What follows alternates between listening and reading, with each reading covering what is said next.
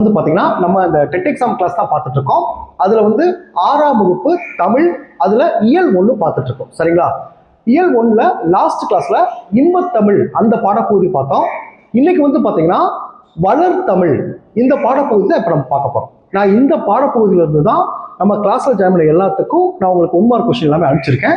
So நீங்க வந்து கிளாஸை கவனிச்சுட்டு அப்புறம் நான் அனுப்புன அந்த 1 மார்க் கொஸ்டினை படிங்க, உங்களுக்கு ஈஸியா இருக்கும். அதே மாதிரி நான் டெய்லி அனுப்புற அந்த நோட்ஸை வந்து தனியா ஒவ்வொரு சப்ஜெக்ட்டுக்கும் தனியா ஒரு லாங் சைஸ் நோட் போட்டு அன்னன்னைக்கு வரதை எழுதி வச்சிருங்க. எழுதி படிச்சா உங்களுக்கு உதவியா இருக்கும். இப்ப இந்த வளர் தமிழ் இந்த பாடப்பகுதியை நடத்துறதுக்கு முன்னாடி நம்மளுடைய இந்த டெட் எக்ஸாம் கிளாஸ்ல புதுசா ஜாயின் பண்ணுறதுக்கு நிறைய பேர் கால் பண்றீங்க. நீங்க எப்படி ஜாயின் பண்ணணும்னா என்னுடைய மொபைல் நம்பர் 9159084262 இந்த நம்பருக்கு நீங்க கால் பண்ணுங்க. நம்மளுடைய கிளாஸ்ல நீங்க எப்படி ஜாயின் பண்ண சொல்லி நான் உங்களுக்கு டீட்டெயிலா சொல்லிடுவேன். அதே மாதிரி புதுசா ஜாயின் பண்ணவங்களுக்கும் நான் இது வரைக்கும் நடந்த அந்த பழைய கிளாஸ் நோட்ஸ் எல்லாமே நான் உங்களுக்கு அனுப்பிச்சிடுவேன். அதாவது நேற்று நடந்த அந்த நோட்ஸ் எல்லாமே நான் சேர்த்து அனுப்பிச்சிடுவேன். ஸோ ஜாயின் பண்ண விருப்பப்படுறவங்க என்னுடைய மொபைல் நம்பருக்கு கால் பண்ணி டீட்டெயிலா கேட்டு நம்முடைய கிளாஸ்ல நீங்க ஜாயின் பண்ணிக்கலாம். சரிங்களா? ஓகே, இன்னைக்கு நம்ம வந்து பாத்தீங்கன்னா ஃபர்ஸ்ட் இந்த வளர் தமிழ் இந்த பாடப்பகுதியில உங்களுக்கு என்ன கொடுத்துருக்காங்கன்னா தமிழ் மொழி பற்றிய சிறப்புகளை தான் உங்களுக்கு கொடுத்துருக்காங்க. நம்ம தமிழ் மொழி எவ்வளவு பழமையானது, பழைய இலக்கண நூல்களை எப்படி பயன்படுத்தப்பட்டிருக்கு, இன்னைக்கு இருக்க இந்த கணினி உலகத்திலையும் இந்த அறிவியல் உலகத்திலையும் இன்னைக்கு நம்ம தமிழ் நிலைச்சிருக்கு, இதை பத்தின இந்த தமிழ் மொழிகளை பத்தின சிறப்புகள் தான் இந்த பாடப்பகுதி மூலம் கொடுத்துருக்காங்க. சரிங்களா? இந்த பாடப்பகுதியில மொத்தம் வந்து பாத்தீங்கன்னா ஒரு 7 தலைப்புகளுக்கு கீழே தமிழ் மொழியில் சிறப்புகளை கொடுத்துருக்காங்க. 1 பாத்தீங்கன்னா மூத்த மொழி, 2 எளிய மொழி, 3 சீர்மை மொழி, 4 வளமை மொழி, 5 வளர் மொழி, 6 புதுமை மொழி, 7 அறிவியல் தொழில்நுட்ப மொழி. இந்த 7 விதமான தலைப்புகள்ல தமிழ் மொழியில் சிறப்புகள் கொடுத்திருக்காங்க. இன்னைக்கு நம்மளுடைய கிளாஸ்ல அந்த ஃபர்ஸ்ட் 3 பார்த்தீங்களா, மூத்த மொழி, இளைய மொழி, எளிமையான மொழி, சீர்மை மொழி, இந்த 3 விதத்தை பத்தி தான் இன்னைக்கு ஃபர்ஸ்ட் நம்ம பார்க்க போறோம். சரிங்களா? அதுல ஃபர்ஸ்ட் 1 மூத்த மொழி. இந்த மூத்த மொழியில என்ன சார் கொடுத்துருக்காங்க அப்படி பார்த்தீங்கன்னா, ஃபர்ஸ்ட் இந்த மூத்த மொழியில 2 விஷயம் இருக்கு. பாரதியார் சொன்ன ஒரு கவிதை ஒன்று இருக்கு, அடுத்து தொல்காப்பியத்துல இந்த தமிழ் மொழியை பற்றின சிறப்பு கொடுத்துருக்காங்க. சரிங்களா? ஃபர்ஸ்ட் பாரதியார் என்ன சொல்லியிருக்காரு, இந்த மூத்த மொழி அப்படின்ற வார்த்தையை தெரிஞ்சுக்கங்க. அதாவது என்று பிறந்தனவள் என்று உணராத இயல்பினலாம் எங்கள் தாய். தமிழ் மொழிக்கே நான் எப்போ தோன்றியும் தெரியாத அளவுக்கு அவ்வளவு தொன்மையானது அப்படின்னு பாரதியார் குறிப்பிடுறாரு. சரிங்களா? அதாவது கல் தோன்றி மண் தோன்றா காலத்தில் உருவானது இந்த நம்மளுடைய தமிழ் மொழி அப்படின்றத இதை குறிப்பிடுறாரு. அதை பாருங்க, என்று பிறந்தனவாள் என்று உணராத இயல்பினலாம் எங்கள் தாய். இந்த மாதிரி ஒரு இந்த வேர்டை கொடுத்துட்டு இதை யார் இயற்றினார் சொல்லி 4 ஆசிரியர்கள் கொடுப்பாங்க. அதை கரெக்டாக சொல்லலாம். என்று பாரதியார் கூறிய கருத்து தமிழ் தாய்க்கு பொதுவாக அமைந்துள்ளது. இது பாரதியார் நம்ம தமிழ் மொழி மூத்த மொழி அப்படின்றதுக்கு கொடுத்துருக்காரு.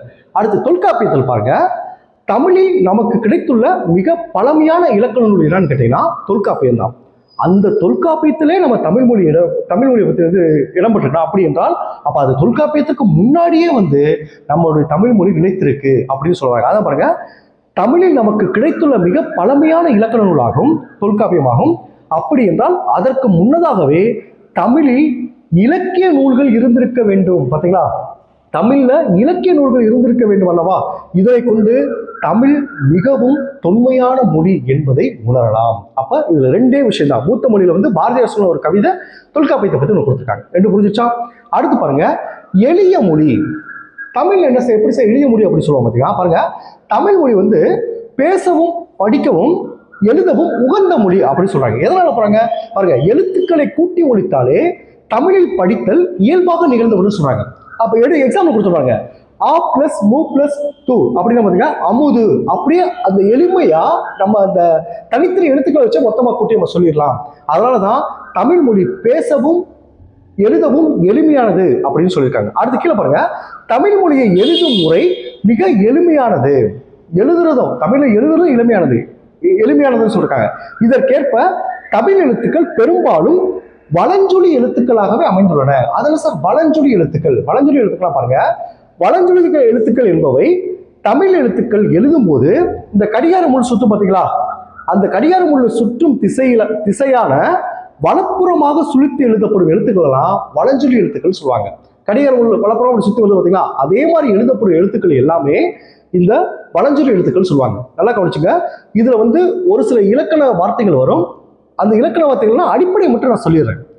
இலக்கண பகுதிகள் நடத்தும் போது அதை டீட்டெயிலாக நான் சொல்றேன். சரிங்களா? அப்போ வலஞ்சுழி எழுத்துக்கள் என்பது தமிழ் எழுத்துக்கள் எழுதும் போது கடிகார முள் சுற்றும் திசையான வலப்புறமாக சுழித்து எழுதப்படும் எழுத்துக்களை குறிக்கும் சொல்றாங்க. எடுத்துக்காட்டு பாருங்க. ஆ, ஏ, ஔ, நா, இஞ்ச் இதெல்லாம் என்ன சொல்றாங்கன்னா வலஞ்சுழி எழுத்துக்கள் சொல்லுவாங்க. இடஞ்சுழி எழுத்துக்கள் பாருங்க. டா, யா, லா இதெல்லாம் என்ன பார்த்தீங்கன்னா இடஞ்சுழி எழுத்துக்கள் சொல்லுவாங்க. இதை மட்டும் தெரிஞ்சுக்கோங்க. அந்த வார்த்தைகள் மட்டும் தெரிஞ்சுக்கோங்க. சரிங்களா? இதைத்தான் என்ன சொல்லுவாங்கன்னா நம்ம எளிய மொழி அப்படின்னு சொல்லுவாங்க. அடுத்து பாருங்க சீர்மை மொழி. சீர்மை மொழினா என்ன சார் அப்படின்னு பார்த்தீங்கன்னா சீர்மை என்பது ஒழுங்கை குறிக்கும் சொல் அப்படி சொல்லுவாங்க. ஒழுங்கை குறிக்கும் சொல் என்னங்க? அதாவது மூத்தவர்கள் வந்து ஒரு மொழி வந்து உயரிய பண்புகள் கொண்டு இருந்துச்சுன்னா, உயரிய சொற்பொருட்கள் கொண்டு இருந்துச்சுன்னா அதை வந்து என்ன சொல்லுவாங்கன்னா சீர்மை மொழி அப்படின்னு சொல்லுவாங்க. அதான் பாருங்க சீர்மை என்பது ஒழுங்குமுறையை குறிக்கும் சொல். பாத்தீங்களா? ஒரு ஒழுங்குமுறையை குறிக்கும் சொல் தான் சீர்மை மொழின்னு சொல்லுவாங்க. மொழி அறிஞர்கள் தம் மொழியின் உயர் பண்புகளை போற்றும் போது பாத்தீங்களா? மொழி அறிஞர்கள் தம் மொழியின் உயர் பண்புகளை போற்றும் போது அதன் சொல்வளம், பொருட்சிறப்பு மற்றும் வடிவ அமைதியை குறிப்பிடுவதற்காக சீர்மை மொழி என்று சொல்லை பயன்படுத்துகிறார். அப்படிப்பட்ட மொழி தான் நம்ம தமிழ் மொழி, செம்மொழி அப்படின்னு சொல்றாங்க. அதான் தமிழ் மொழியின் பல வகை சீர்மைகளுள் அதன் சொற்சிறப்பு குறிப்பிடத்தக்கதுன்னு சொல்றாங்க. இப்ப பாருங்க உயர்திணை, அக்கிரிணை இது இலக்கண பகுதியில் அவங்க டீட்டெயிலா சொல்றாங்க. உயர்திணைனா 6 அறிவு படைத்தவர்கள் உயர்திணைன்னு சொல்லுவாங்க. அடுத்து 5 அறிவு படைத்த விலங்குகள் எல்லாமே, விலங்குகள் உயிரற்ற பொருட்கள் எல்லாமே என்ன சொல்லுவாங்கன்னா அக்கிரிணைன்னு சொல்லுவாங்க. அக்கிரிணைன்னு சொல்லுவாங்க. இப்ப பாருங்க 6 அறிவு உள்ளதை வந்து உயர்திணை சொல்லியிருக்காங்க. அப்ப அதுக்கு கீழே இருக்க என்ன சொல்றாங்க? தாழ்நிலையில் தான் வார்த்தை வரணும். ஆனா தமிழ் அப்படி தாழ்நிலையில் கூட குறிப்பிடல, அக்கிரிணை அப்படின்னு குறிப்பிடுறாங்க. பாத்தீங்களா? அப்ப தமிழ் மொழி பாருங்க ஒரு ஒரு ஒரு சின்ன விஷயத்த கூட அவ்வளவு முக்கியத்துவம் கொடுத்து அந்த மொழி உருவாக்கப்பட்டிருக்கு அப்படி சொல்லுவாங்க. ஏன்னா உயர்தினா 6 அறிவு படித்தவர்கள் உயர்தினை சொல்லுவாங்க. சரிங்களா? அடுத்து பாருங்க தாழ்திணை அப்படின்றது வந்து பாத்தீங்கன்னா அந்த விலங்குகள், உயிரற்ற பொருட்கள் அதெல்லாம் தாழ்திணை சொல்லுவாங்க. அப்ப பாருங்க, அப்ப தாழ்திணைன்னு சொல்லாம அதுக்கு என்ன வார்த்தையை பயன்படுத்துறாங்கன்னா அக்கிரிணை அப்படின்ற வார்த்தையை பயன்படுத்துறாங்க. இதைத்தான் என்ன சொல்லுவாங்கன்னா சீர்மை மொழி அப்படின்னு சொல்லுவாங்க. சரிங்களா? இதுல பாருங்க அல் பிளஸ் திணை அப்படி என்ன பாருங்க, அல்ன்றது உயர்வு, உயர்வு அல்லாத, அல்னா அல்லாத பாருங்க, உயர்வு அல்லாத திணை அதுதான் அக்கிரிணை என்று அதை பாருங்க. உயர்திணை, அக்கிரிணை என இருவகை திணைகளை அறிவோம். உயர்திணையின் எதிர்ச்சொல் தாழ்திணை என அமைய வேண்டும். ஆனால் தாழ்திணை என்று கூறாமல் அக்கிரிணை என்று பெயரிட்டனர் நம் முன்னோர். பாருங்க ஒரு எக்ஸாம்பிள் கொடுத்துருக்காங்க. பாகற்காய் கசப்பு சுவை உடையது, அதனை கசப்புக்காய் என்று கூறாமல், கசப்பு தன்மையோட கசப்புக்காய்ன்னு கூறல, ஆனா என்ன சொல்ல பாருங்க இனிப்பு அல்லாத காய் பகற்காய்ன்னு சொல்றாங்க. அது சொல்ல பாருங்க பாகு பிளஸ் அல் பிளஸ் காய்னு சொல்றாங்க. பாகு அப்படின்றது ஒரு இனிப்பு வகை, அதாவது வெல்லம், அந்த வெள்ளை கட்டிய உருக்கி செய்வாங்க அந்த அந்த வெல்லம், அது ஒரு இனிப்பு. அப்ப இனிப்பு கொடுத்து அடுத்த அல்லு அல்லாத காய், அந்த இனிப்பு அல்லாத காய் அப்படின்னு சொல்லிருக்காங்க பாகற்காய் அப்படின்னு வழங்கப்படுது. இவ்வாறு பெயரிடுவதிலும் சீர்மை மிக்கது நமது தமிழ் மொழி. சரிங்களா? இப்ப இந்த 3 தலைப்பை பத்தி நான் உங்களுக்கு சொல்லிட்டேன். அந்த பேலன்ஸ் இருக்க அந்த 4வது தலைப்பு பார்த்தீங்களா, வளமை மொழி, வளர்மொழி, புதுமை மொழி, அறிவியல் தொழில்நுட்ப மொழி, இதை வந்து அடுத்த கிளாஸ்ல நம்ம பார்ப்போம். சரிங்களா? Okay, thank you students.